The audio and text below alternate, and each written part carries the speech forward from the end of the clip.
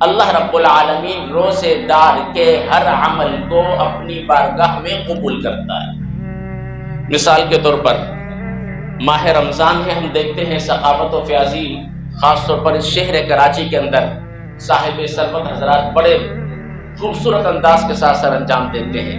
دیکھیں سخاوت اور فیاضی کس انداز سے کر رہے ہیں۔ ہر انسان اپنی استطاعت کے مطابق کرتا ہے، اپنی بساط کے مطابق کرتا ہے، اپنی طاقت کے مطابق کرتا ہے۔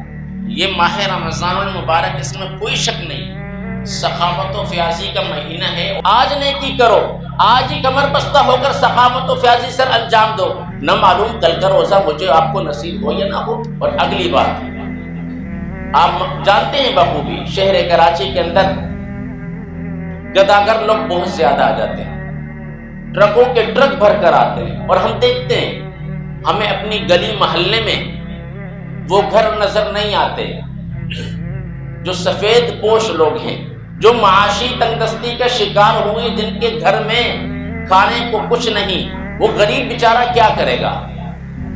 ہمارا مزاج تو ایسا ہے کہ جیسے مثال دی جاتی ہے کہ چراغ تلے اندھیرا، میں اور آپ دور کی بستیوں میں جا کر سخاوت اور فیاضی کرتے ہیں، پڑوس والے کی خبر نہیں رکھتے، حالانکہ رکھنی چاہیے۔ اللہ نے دینے کے قابل کیا تو اس پر اللہ کا شکر ادا کریں۔ جہاں پر آپ اپنے رشتہ داروں کو، یاد رکھیں یہ زکوٰۃ کا ادا کرنا سخاوت و فیاضی نہیں ہے، یہ ذہن نشین رکھیے گا۔ یہ بات آپ یہ سمجھ دیں گے کہ جی رمضان آ گیا زکوٰۃ دے دی اور لوگوں میں تقسیم کر دی، یہ سخاوت اور فیاضی ہو گئی۔ نہ، یہ رب کی طرف سے فرض تھا، یہ آپ نے فرض ادا کیا ہے، سخاوت اور فیاضی نہیں کی۔ سخاوت اور فیاضی کیا چیز ہے کہ آپ اپنے جیب خرچ سے نکال کر ان کی مدد کریں۔ تو ایسی اس انداز کی ایسی بڑی نیکی کریں آپ کہ سال کے 11 مہینے آپ کو یاد رہے، اور یاد رکھیں وہ نیکی ایسی کریں کہ دائیں ہاتھ سے دیں، بائیں ہاتھ کو خبر نہ ہو۔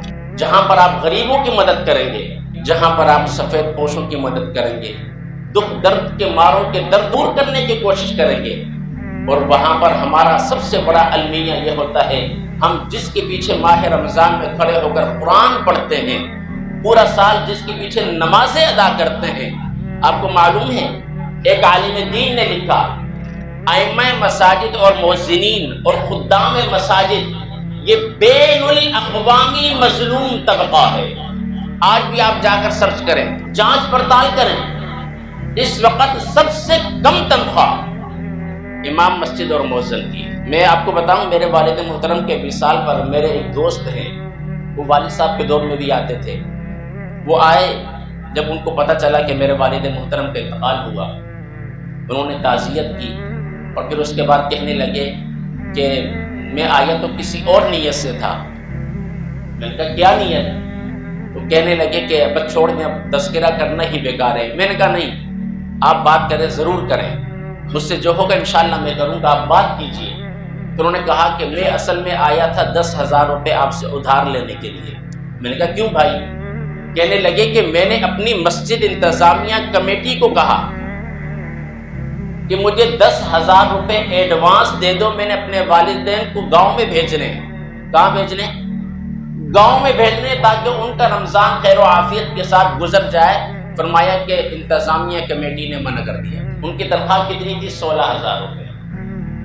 آج آپ کو احساس نہیں ہوگا کہ 16,000 میں 30 دن کیسے گزرتے۔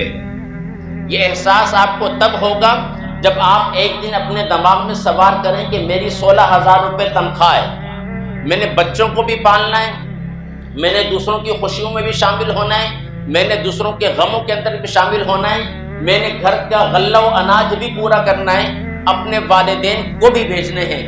بتائیے 16,000 میں ہو سکتے ہیں؟ چلو والدین کو بھیجنا دور کی بات، آپ اپنے گھر کا خرچہ 16,000 میں چلا سکتے ہیں؟ ہم لوگوں نے کیا کیا؟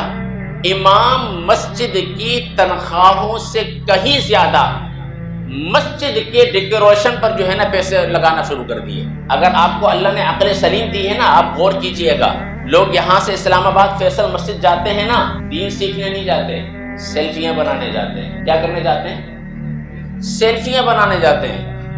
دین سیکھنا ہوتا تو اپنے محلے کی مسجد کافی تھی۔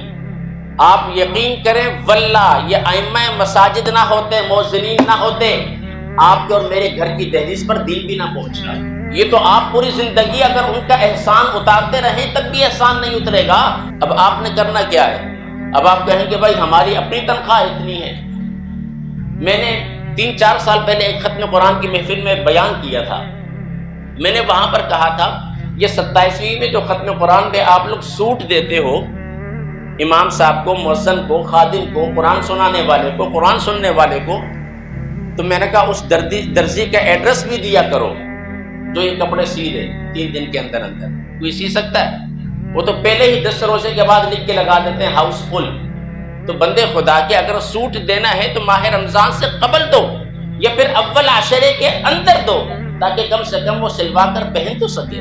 ہمارے ہاں کیا ہوتا ہے، اور اکثر ایسے بھی لوگ ہیں جو خود عمدہ بہترین لباس پسند کرتے ہیں اور جب دوسروں کو دیتے ہیں تو وہ ایسا لباس ہوتا ہے کہ درزی بھی بولتا ہے کہ اس پر خرچہ کرنا بیکار ہے۔ آپ سلائی اتنی دے دیں گے جتنی قیمت کا سوٹ نہیں ہے۔ جو چیز اپنے لیے آپ پسند کر رہے ہیں نا وہی چیز اپنے دوسرے بھائی کے لیے پسند کریں۔ کہ ہم لوگ کیا کرتے ہیں، امام مسجد کی تنخواہوں کو دیکھتے ہیں اور پھر ماہ رمضان کا مہینہ دیکھتے ہیں، ہم سمجھتے ہیں کہ بھائی یہ بہت زیادہ کما رہا ہے۔ اللہ کے بندو پورا سال آپ اس سے زیادہ کماتے ہو، کبھی غور کیا ہے؟ میں کہتا ہوں اگر آج ہر فرد ماہ رمضان کے اندر ہر مہینے کے حساب سے 1000 روپے کا حساب لگائے، سال میں کتنے مہینے ہوتے ہیں؟ سال میں 12000 روپے آپ اپنے محلے کی مسجد کے امام صاحب کو دیں گے تو کیا زیادہ ہوگا؟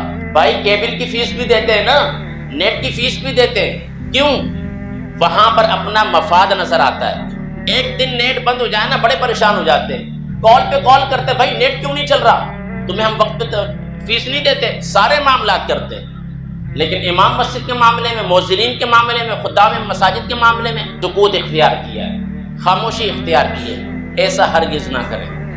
یاد رکھیں جس دن علماء اس دنیا سے اٹھ گئے نا پھر آپ کو قدر آئے گی، پھر آپ پچھتائیں گے کہ کاش کہ ہم اپنے امام مسجد کی قدر کر لیتے۔ آپ کے محلے میں جو مسجد ہے آپ جائیں، ماہ رمضان المبارک میں خاموشی کے ساتھ جا کر دیں امام صاحب یہ میری طرف سے آپ کے لیے ہدیہ ہے، یہ میری طرف سے آپ کے لیے تحفہ ہے، مجھے بتائیے وہ آپ کے 10-12 ہزار سے امیر کبیر ہو جائے گا؟ اس کی زندگی ایسی خوشحالی کے ساتھ بسر ہوگی کہ وہ جب بھی اس کے بچے لقمہ کھائیں گے تو وہ یہی دعا دیں گے، یا اللہ جس نے میرے ابو کو دیا یا اللہ تو اس کو بے شمار عطا فرما۔ تو کوشش کریں کہ ماہ رمضان المبارک کے اندر جو ہے سخاوت اور فیاضی کرنی ہے، اور یہ میرے نبی کی سنت ہے۔ تو عزیزان محترم زندگی کا کوئی بھروسہ نہیں، آگاہ اپنی موت سے کوئی بشر نہیں، سامان 100 برس کا پل کی خبر۔ تو کوشش کرو آج اپنے ہاتھ سے نیکی کر جاؤ، کوشش کرو آج اپنے ہاتھ سے کسی روزے دار کو افطار کرا دو، کوشش کرو آج اپنے ہاتھ سے غلہ و اناج کا بوری اٹھا کر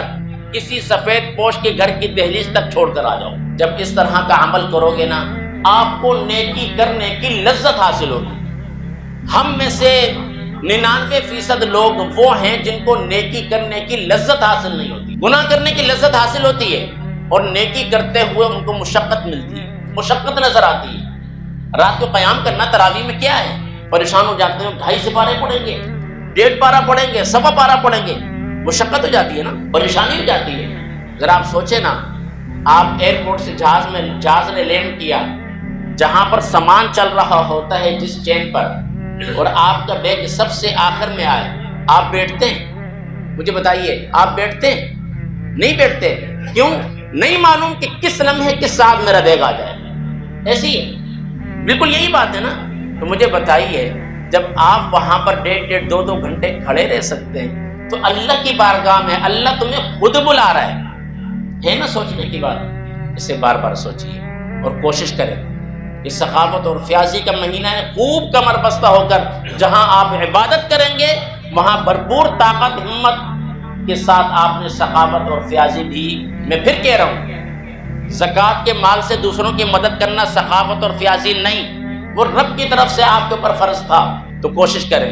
اب میں یہ بھی نہیں کہوں گا کہ جتنا آپ کے بینک اکاؤنٹ کے اندر پڑا ہے سارا نکال کے تقسیم کریں، نہیں، جو شریعت نے حدود اور پیمانہ مقرر کیا اس کے مطابق آپ 2.5% نکالیں اور جو مستحق لوگ ہیں ان تک پہنچائیں۔ باقی میری دلی دعا ہے اللہ سبحانہ و تعالی مجھے اور آپ کو ان تمام باتوں پر عمل کرنے کی توفیق عطا فرمائے۔